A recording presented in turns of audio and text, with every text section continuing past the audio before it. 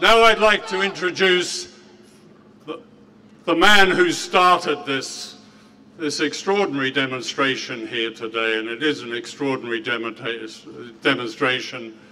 It was his idea, and when I told Julian that this was going to happen, I think it cheered him more than any news he's had for a very, very long time.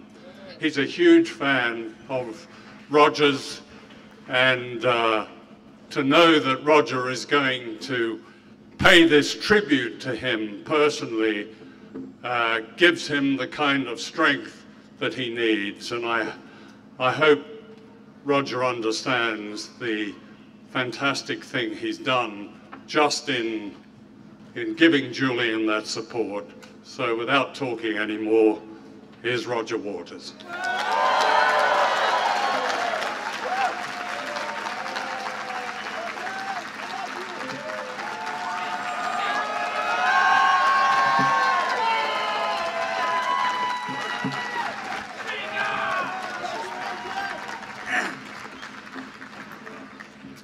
Wow.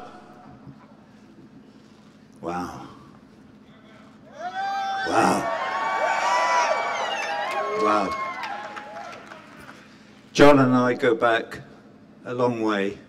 I haven't got any notes, so I'm prepared to stand here and be emotional and mumble if necessary, because to see all you people here today is deeply, deeply moving.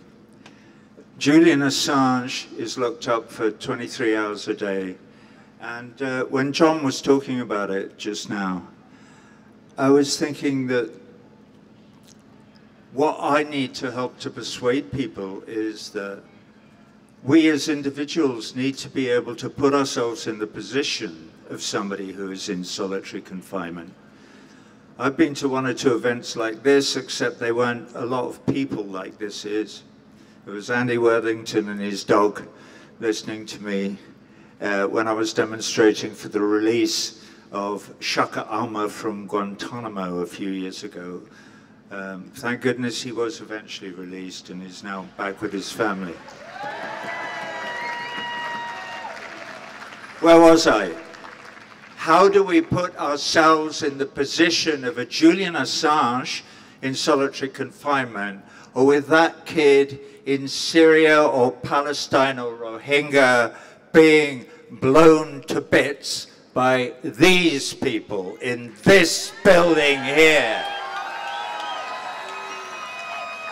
How do we put ourselves in the position of the parents of that child who will spend the rest of his life on crutches or however?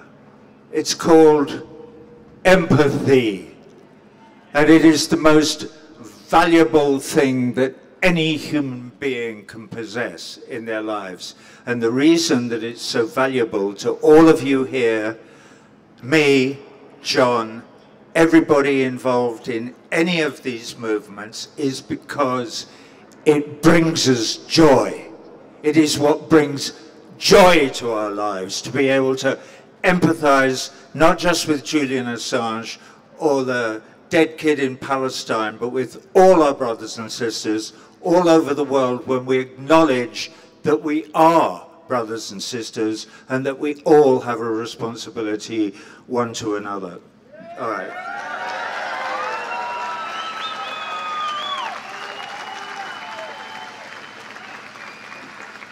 So one of the reasons that it's so moving to see you all here is because it means that nobody standing in Marsham Street today, with the possible exception of Special Branch, I know you're there, none of you are asleep.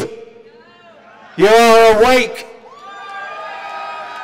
You understand your predicament and the predicament of the other 65 million people who live in Great Britain. Well, no, it was never great. It was a lot better than it is now. When I was last here, my old lady was out and shopping, and she bought a toy for our dog to destroy. It's called a pet hate. I know this because there's a lady in somewhere in this great metropolis who makes, it's a little toy, and this one was Boris Johnson. We have him now. I mean, what's left of him. I'm happy to say the Chihuahua has almost entirely destroyed Bojo, as we call him. And we're happy to see that. So when I was making one of my little videos in support of the Bolivarian revolution in Venezuela,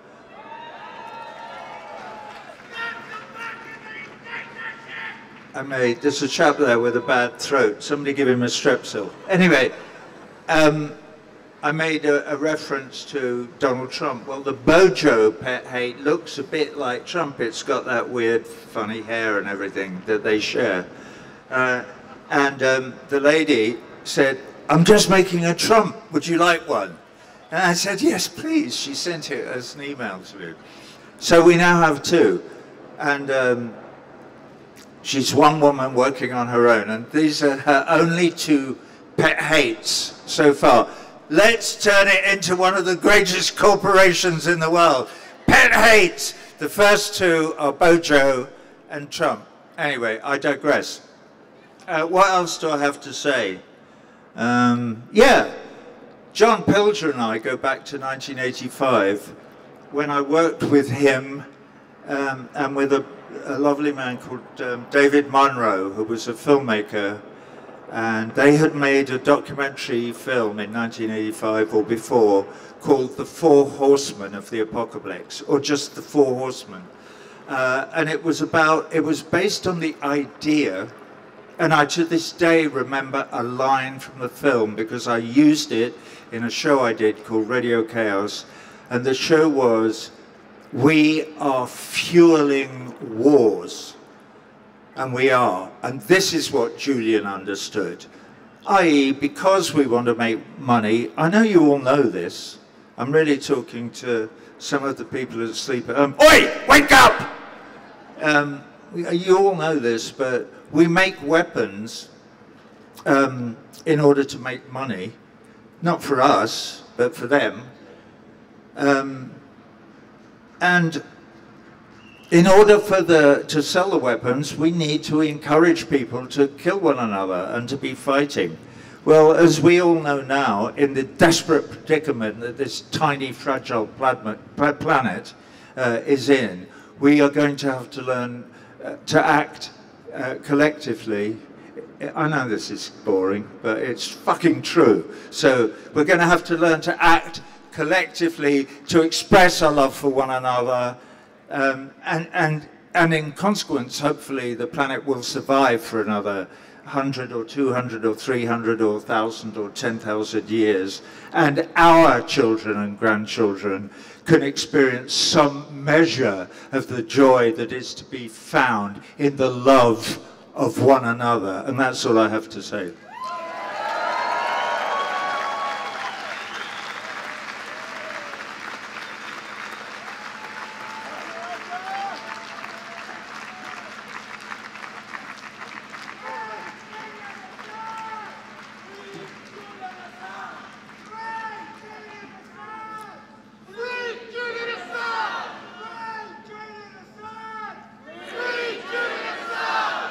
Free Julian Assange! Good man. Thank you.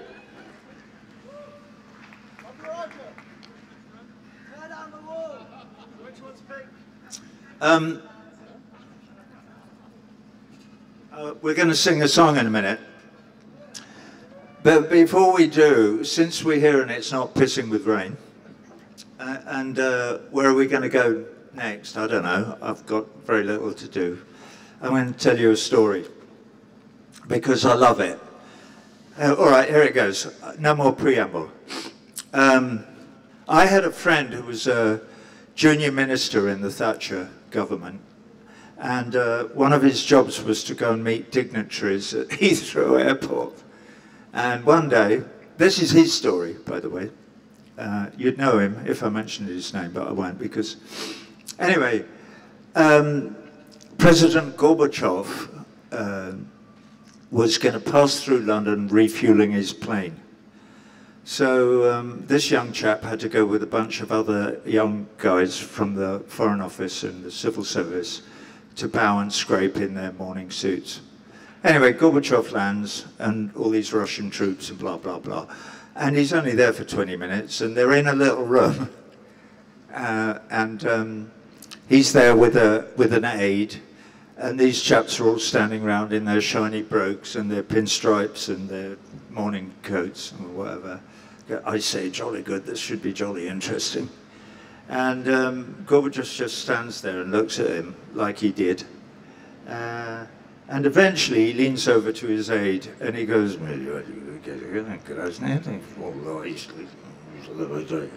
and the aide says, President Gorbachev would like to ask you a question. And all the young blokes go, I say, bloody good, jolly good, this should be interesting. So he goes, so the aide says, President Gorbachev would like to know your opinion on the following question.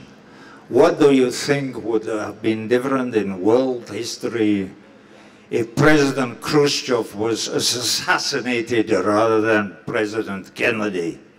And they all go, fuck me. This is too difficult. So now they're staring at their brogues and shuffling backwards towards the wall. So Gorbachev, to his eternal credit, let them stew in it for several minutes.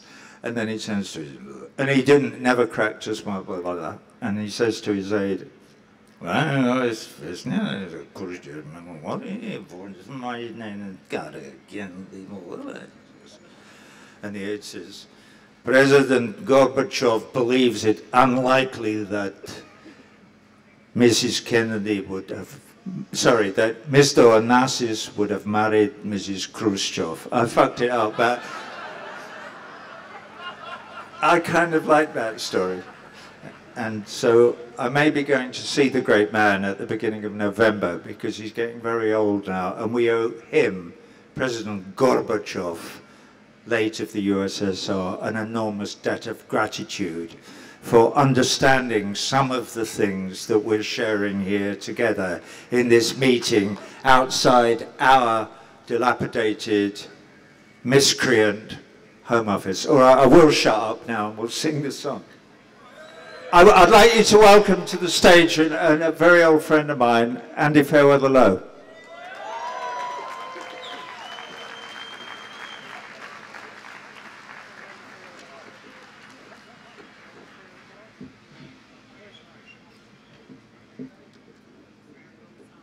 That needs to be over there. Yeah. Well, a bit further over. Put the whole. That's all right. That's fine. That's lovely. Yeah, there, just leave it like that. It'll be fine. It's only rock and roll.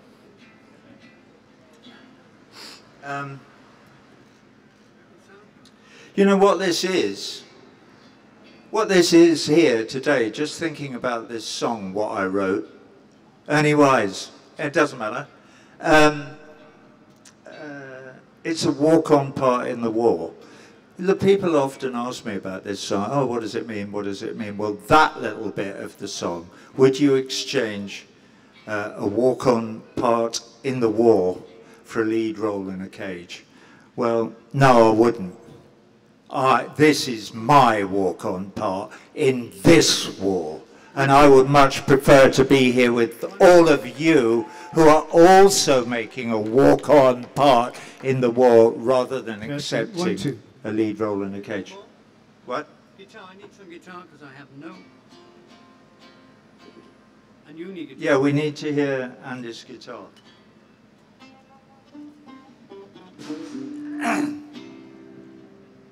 Well, might be just better to strum.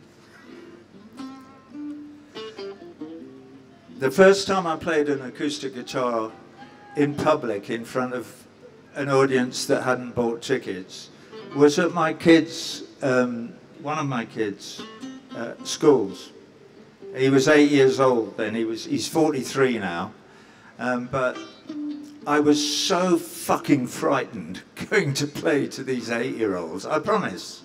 This is a measure of how our insecurities can well up and make life difficult. Though I had to take Andy Philo with me to play the guitar and as moral and musical support.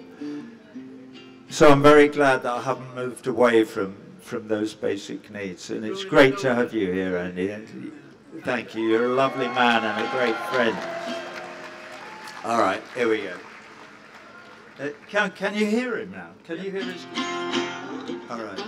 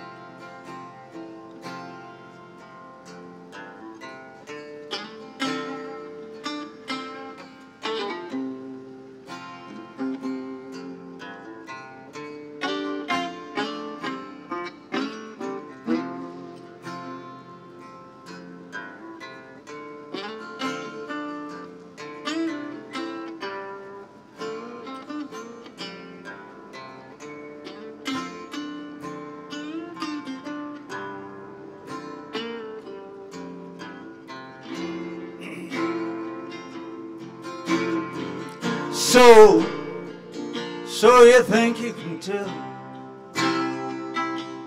heaven from hell, blue skies from pain? Can you tell a green field from a cold steel red, a smile from a veil? Do you think you can tell? And did they get you to trade your heroes for ghosts, hot ashes for trees, and hot air for cool breeze, cold comfort for change? And did you exchange a walk-on part in the war for a lead role in the cage?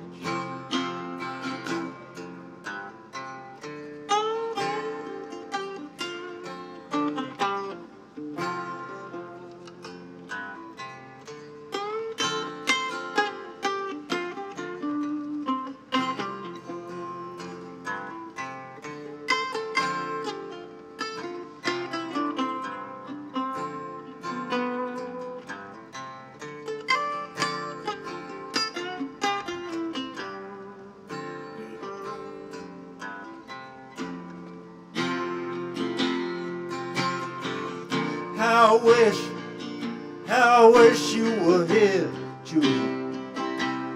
We just two lost souls swimming in a fishboat, year after year,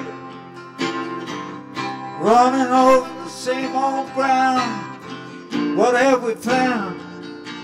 The same old fear. And I wish that you were here.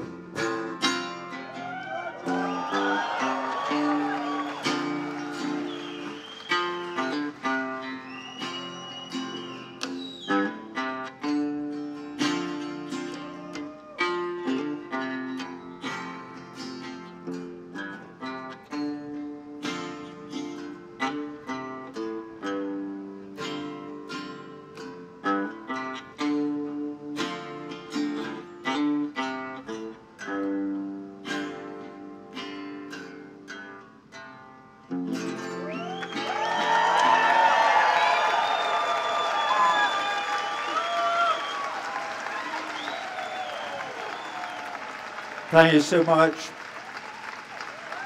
Julian Assange, we are with you. free Julian Assange!